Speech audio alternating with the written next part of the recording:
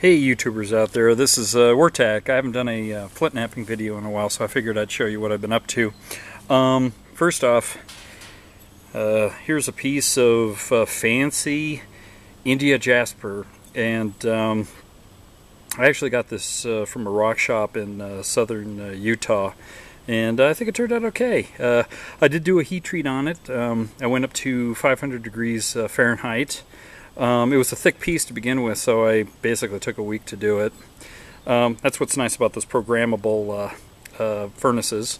So here's this example. Now, from the same rock, I did this guy, and it was kind of on the colorful end, but there's a lot of cracks in this yellow section here. I did not heat treat this. I just got excited and started flaking it, and that's why it's a little on the thick side, but it turned out okay considering all the flaws on the surface, but it has a few more colors in it, and I'm not too sure how this is going to show up on camera and in the sun to show you, but of course in the viewfinder I can't see anything, so we'll see how it looks later. But anyway, not heat treated and versus heat treated, and it was a lot easier to flake this stuff here.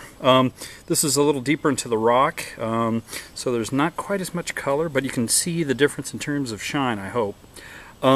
Anyway, so that's a couple pieces I've been working on.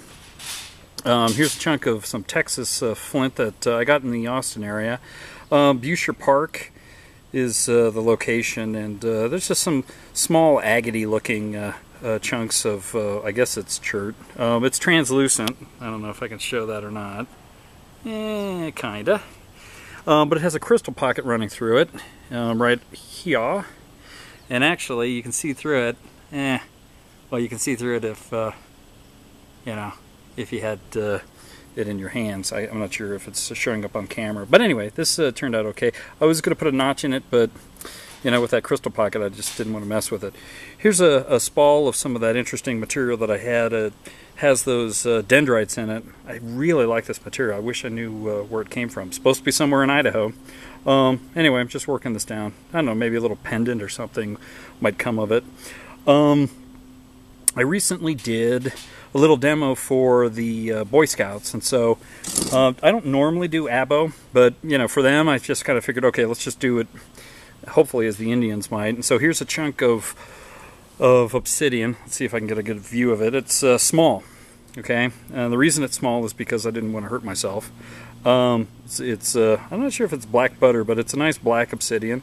You can see it's fairly thin, and you know, this is the only tool I used. This is a really nice grainy hammerstone. It's a little irregular, but I kind of like it because, you know, you can use different sides on it. Now I let the kids use it, and of course what happened is this was flat right here, and now it's all beaten to hell. But you know, you got to show them how to do it, and after all, it's just a rock.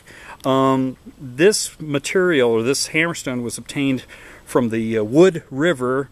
It's kind of near Sun Valley, and it's the perfect hammerstone for obsidian. That's my claim. It's the perfect hammerstone material for obsidian because it works great, and I think this is the proof right here. I know it's a little on the small side, but it is thin, and the fact that you can peel off flakes, you know, that are trying to get a good view of this, that thin, with just a hammerstone. This was not pressure flaked at all.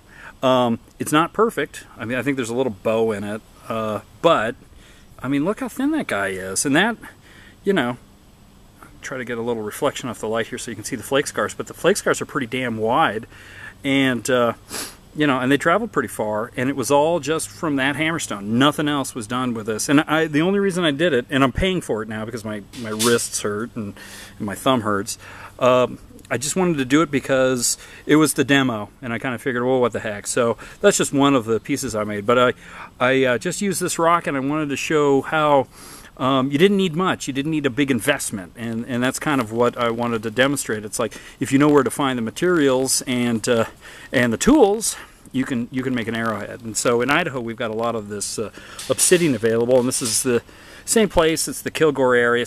I think the anthropologists and archaeologists refer to it as Bear Gulch. but you can find very large cobbles of this material, and it works reasonably well. I did wear gloves because the shards are so darn sharp, and I just don't want to be picking them out of my skin. But I just wanted to show, hey, yes, WERTAC can do all abo if forced to, and it's one of those things that it's like, okay, I did it, now I'm going back to copper because I'm sore. So I might actually take a few days off just to recover from the work that I did on it, but not too bad. That's actually pretty damn thin for just a hammerstone work. But I got to tell you, I used the flat edges on it, kind of drag it across when I hit it, support the piece when I'm hitting it. But I wouldn't have been able to do this without all the work that I did with copper to the flat edges and all that stuff.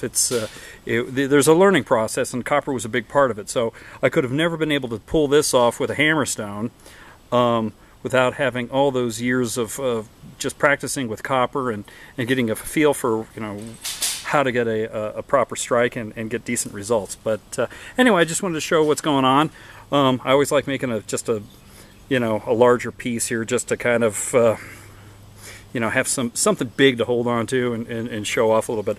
I like this fancy Indian Jasper. It's cool stuff, and it's unusual, and I think that's really what attracts me to the hobby, just finding different materials to work. So anyway, that's about it. Just wanted to show a few little minor items that I'm working on. I do plan on putting together a video of me doing a really big biface. I've got a big slab I'm prepping, so that's coming up. I just got to get the tripod set up and everything else. So that's on its way. So that's it. Signing off.